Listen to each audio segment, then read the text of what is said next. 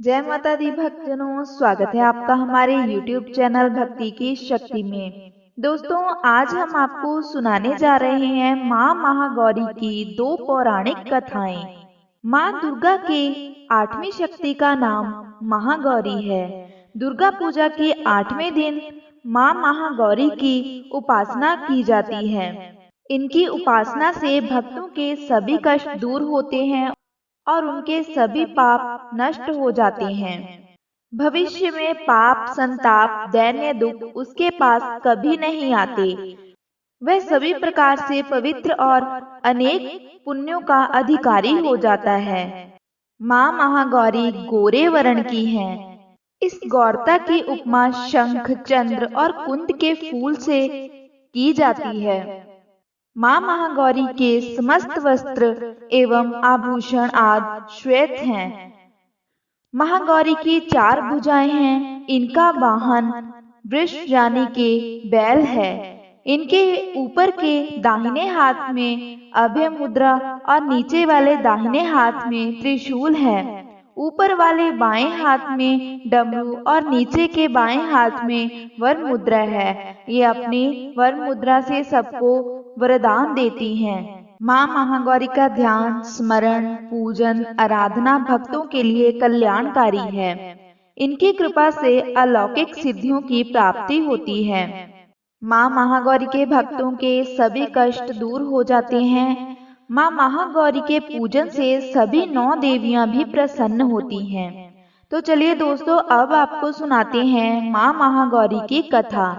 पहली कथा के अनुसार देवी सती द्वारा अपने पिता के किए गए यज्ञ में खुद को भस्म कर लेने के बाद उनका जन्म हिमालय राज के घर हुआ। तब उनको पार्वती और शैलपुत्री के नाम से जाना जाने लगा। माँ पार्वती अपने पुनर्जन्म के पति महादेव को फिर से प्राप्त करना चाहती थी, इसीलिए उन्होंने कठोर तप किया।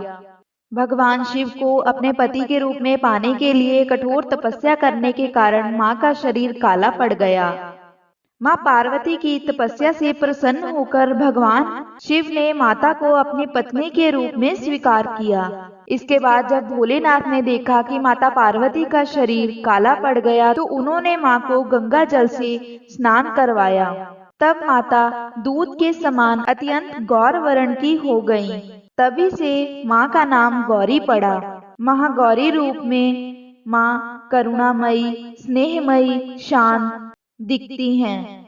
माँ के इस रूप की आराधना करते हुए देव और ऋषिगण कहते हैं, सर्व मंगल मंगले शिवे सर्वार्थ साधिके शरणे त्र्यंबके गौरी नारायणी नमस्तुते। तो दोस्तों, ये तो थी माँ महागौरी की पहली कथा। अब आपको सुनाते हैं माँ गौरी की दूसरी पौराणिक कथा। बहुत पुराने समय की बात है। एक बार माँ पार्वती और भोलेनाथ एकांत बैठे थे।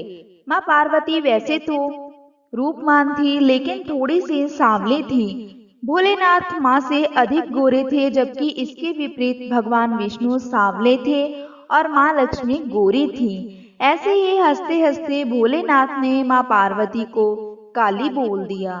माँ पार्वती इससे बहुत दुखी हुई और बोली, हे स्वामी, क्या अब आप मुझसे प्रेम नहीं करते, या फिर आपका प्रेम मेरे लिए कम हो गया है? इस पर भोलेनाथ बोले कि नहीं पार्वती, मैं तो तुमसे बहुत प्रेम करता हूँ। हम तो एक हैं। शिव अपनी शक्ति के साथ ही पूरे हैं। तुम मेरी शक्ति हो, मेरी अर्धांगिनी हो। भोलेनाथ ने देखा कि माँ पार्वती उनसे बहुत रुष्ट हो गई हैं, तो वे बोले कि हमारा प्रेम तो जन्म जन्मांतर का है, हमारा प्रेम अलौकिक है। इस पर माँ पार्वती बोली कि रहने दीजिए प्रभु, अब मैं आपसे तब ही मिलूंगी जब मैं गोरी हो जाऊंगी, इसीलिए मैं तप करने जा रही हूँ। भोलेनाथ बोले, पार्वती, तुम स्वयं आदि शक्ति हो, तुम अपने आप को ऐसे ही रूपवान अर्थात गोरी बना सकती हो। तो उन्होंने कहा कि नहीं, वो तप करके ही यह वरदान प्राप्त करेंगी। माँ पार्वती तप करने के लिए हिमालय में उसी स्थान पर गई यहाँ पर उन्होंने शिव को पाने के लिए कई वर्षों तक तपस्या की थी। वह तपस्या करने बैठ गईं। उनकी तपस्या से प्रसन्न होकर ब्रह्मा जी प्रकट हुए और उनसे बोलने लगे, देवी आपने मेरा तप क्यों किया? आप तो स्वयं आदि शक्ति हैं। इस पर माँ पार्वती बोली कि आप मुझे गोरी होने का वरदान दें। ब्रह्मा जी बोले कि आप तो स्वयं खुद को गोरी बना सकती हैं। तो माता बोली कि मुझे अपने आप से नहीं बल्कि वरदान से गोरी बनना है। ब्रह्मा जी ने माँ पार्वती को गोरी होने का वरदान दिया। जैसे ही उन्होंने वरदान दिया तो माँ पार्वती का स्वरूप गोरा हो गया। तभी से माँ को महागौरी के नाम से जाना जाने लगा।